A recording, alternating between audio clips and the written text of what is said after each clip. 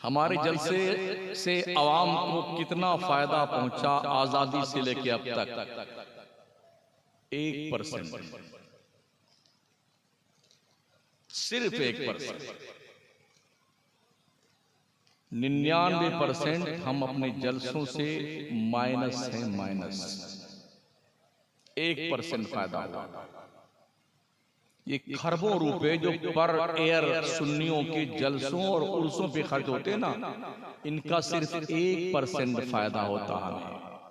ऐसा सौदा कोई पागल ही करता होगा कि जिसका लॉस 99% हो और 1% प्लस हो। ऐसा धंधा दुनिया में पागल ही कर सकता है। शायद हम लोग पागल ही हैं। हमारे जलसे में दानिश्वर हजरात, डॉक्टर, जज, इंजीनियर, प्रोफेसर क्यों नहीं आते? उसकी वजह यह है कि हमारे जलसे रात भर के रत जगा के होते हैं, ठीक है ना, और एक से एक बढ़ के गवैये आते हैं, हो हल्ला मचाते हैं और आप भी चिल्ला करके जिंदाबाद जिंदाबाद करते हैं। पढ़ा लिखा आदमी इस जंगली माहौल को एक्सेप्ट नहीं करता है, इसलिए ये ग्रेजुएट लोग हमारे जलसों में नहीं आते। दूसरे, उनके पास इतना वक्त भी नहीं होता है कि वो आए, थोड़ी देर के टीवी स्टार्ट किया, कुछ देखना हुआ देख लिया, फिर सो गए। तो हमारे जलसों में जज वगैरह इस पढ़े लिखे नहीं आते। एक तो ये, दूसरी ये कि ऐसे खतीब आते हैं जो फेंकम फांक ले तरह की देख तरह की। सारी कमेटी के लोग कसम खुदा के साथ जन्नती हैं। मेरे बाप को नहीं पता कि मैं जन्नत में जाऊंगा, मैं आपको टिकट देके जाऊंगा जन्नती होने का, और कमेटी फूल के गुब्बारा बन रहा, कसम खुदा की तो दिन ने जन्नती बना दिया मुझे। ये मिस्टेक है हमारा। नात खानी इबादत है, मगर नात खानी से कितनी इस्लाह हुई है अवाम की, वो मैंने बता भी दिया है। ढेले भर का नहीं फायदा।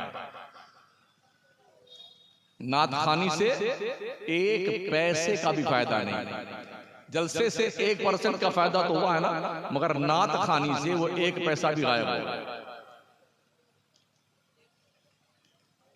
मदरसा हर महल्ले गांव कस्बे में है, फिर भी इस्लामी तालीमात और इस्लामी तौर तरीके से मुसलमानों की दूरी क्यों है?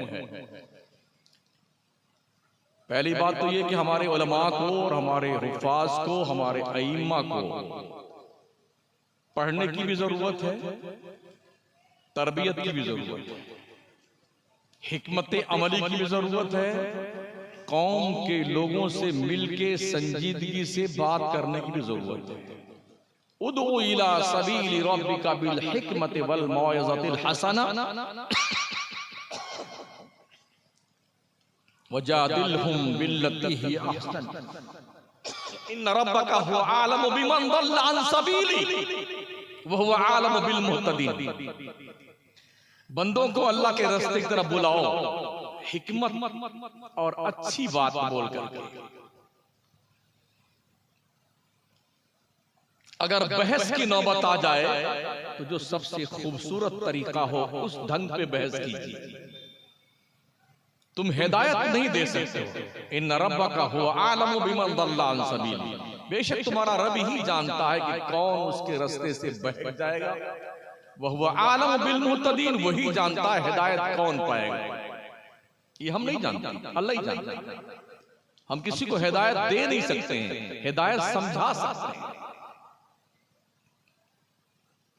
तो एक तो इस हिकमत अमली की जरूरत है, और दूसरे ये संजीदा अफराद की एक कमेटी तश्कील दी जाए।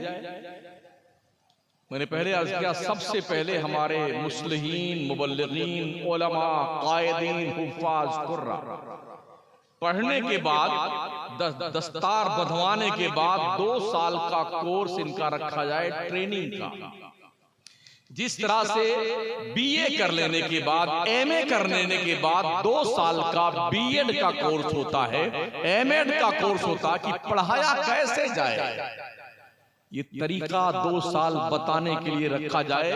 इधर से मसनद से निकले, उठ के मौलाना बन के इधर बैठ गए कुर्सी पे, तो उन्हें पढ़ाना नहीं आता। पढ़ तो लिया है, पढ़ाना नहीं आता। तो वो सोचते हैं कि हमारे उस्ताद ने भी हमारी खूब धुनाई करी है, तो हम भी अपने बच्चों की खूब धुनाई करें।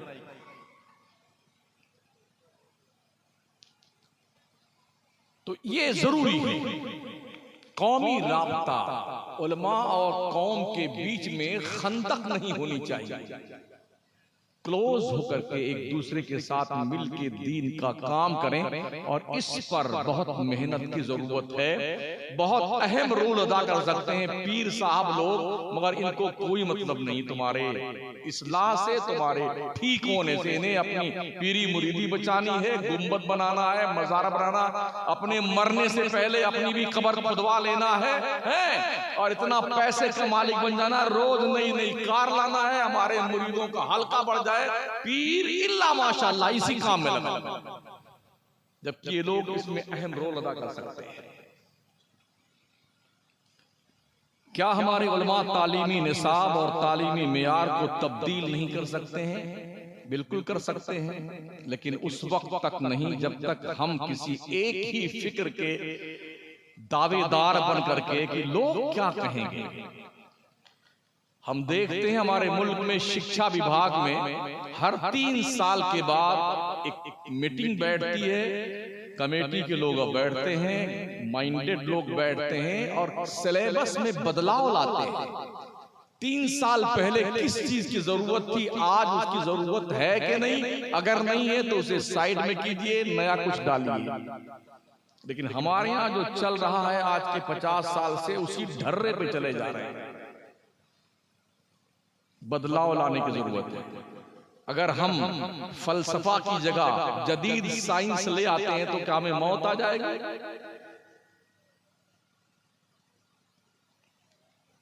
साइंस आज तो साइंस जरूरत है ना। वो यूनान का जो फलसफा, कदीमी फलसफा था, वो गया काम से। फर्ज कीजिए दिमाग में एक अंडा है तो उसको यूं सोचिए तो उसको 10 अंडा समझिए। ये सब अंडे वंडे का जमाना गया। जदीद साइंस लाइए बच्चों को पढ़ाने के लिए, और हमारे मदरसे कम अज कम इस तरह के हों कि हमारा बच्चा हाफिज कारी मौलाना बन के निकले तो 12वीं पास करके निकले। निकलने के बाद वो सिर्फ इमामत ढूंढता ना फिरे कि हमको इमाम बना लो, हमें मुअज्जिन बना लो। जी नहीं, 12वीं के बाद किसी भी डिपार्टमेंट में जा सकता है। मैथमेटिक्स है या दूसरा और कोई सब्जेक्ट है, साइंस का मामला है, साइंस में भी डेंटल का अलग है, चर्म रोग का अलग है, ENT का अलग है, हार्ट का अलग है, गुर्दे का अलग है जी, ब्लड का अलग है, ब्रेन का अलग है। ऐसे ही 12वीं पास करने के बाद बच्चा जिस सब्जेक्ट में ज्यादा महारत हो रखता हो या इंटरेस्टेड हो, एक्सपर्ट बुला करके उसकी तालीमी लियाकत जांची जाए और फिर उसी लाइन पे डाल दिया जाए। अगर हमारे बच्चे कुरान के 30 पारे याद कर सकते हैं, कसम खुदा की दुनिया की कोई किताब नहीं ऐसी है जिसे ये रट करके छोड़ न दे। इनके सामने कोई इल्म हैसियत नहीं रखता है, लेकिन इन्हें डायरेक्शन की जरूरत है। क्या मदरसा स्कूल की तरह नहीं हो सकता है, जैसे primary, middle, high school, college, degree college, university वगैरह वगैरह? आपके इस गया के जिले भर में कोई एक भी मुसलमानों की कॉलेज है? कोई पढ़ा लिखा आदमी बताए, जिसने भ्रमण किया हो तो बताए। तो क्या आप ये समझते हैं कॉलेज में आपको वहां पर दर्स हदीस पढ़ाया जाएगा जहां जाते हैं आप? गैरों की कॉलेज में आप जाते हैं पढ़ने के लिए ना, तो वहां आपको दीन नहीं सिखाया जाएगा। जो 2-4 यूनिवर्सिटी है ना, मुस्लिम यूनिवर्सिटी, हमदर्द यूनिवर्सिटी, ख्वाजा मोइनुद्दीन चिश्ती यूनिवर्सिटी, जानते हो? यहाँ अगर बनामे मुस्लिम कोई है, फलाही है, इस्लाही है, सल्फी है, मज़ाहिरी है, नदवी है, कासमी, वहाबी, देवबंदी, कादियानी है, इक्का दुक्का कोई सुन्नी। हमारे यहाँ अफरादी नहीं। फुर्सत ही नहीं हमें। तो हमारे पास कुछ नहीं। हाँ, पैसे इकट्ठा करेंगे, फिर एक जलसा कर लेंगे साल भर में, और फिर साल भर उसका ताशा बजाएंगे। मजा मजा आ गया, खत्म होता कि वो शब्द बरकाती साहब आए थे, क्या झुमा दिया लोगों को, क्या झुमाया, क्या झुमाया, मजा आ। साल भर डुडरा पीटेंगे ना, एक जलसा कर। यही हाल पूरे मुल्क हिंदुस्तान का है। हमारा हर इलाके का सुन्नी साल भर डडोरा ही पीटता है। इसलिए हमारे पास कोई ढंग का कॉलेज नहीं, ढंग के मदरसे भी नहीं है। इन पैसों को बचाओ, जलसे करना भले बंद कर दो।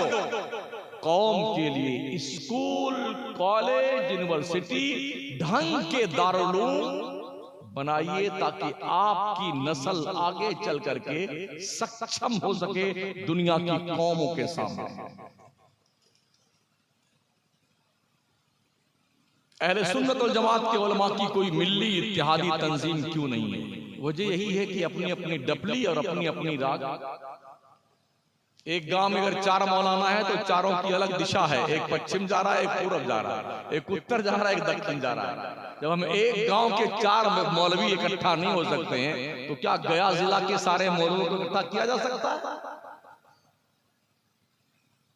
क्या उत्तर प्रदेश या बिहार स्टेट के सारे मौलवियों को एकजुट किया जा सकता है? नहीं कर सकते। इसलिए कि लोग बंध चुके हैं अलग अलग पीरों के रस्सी में, तो वो उस तरफ ही हकाएंगे कौम को जिधर उनका पीर जाएगा।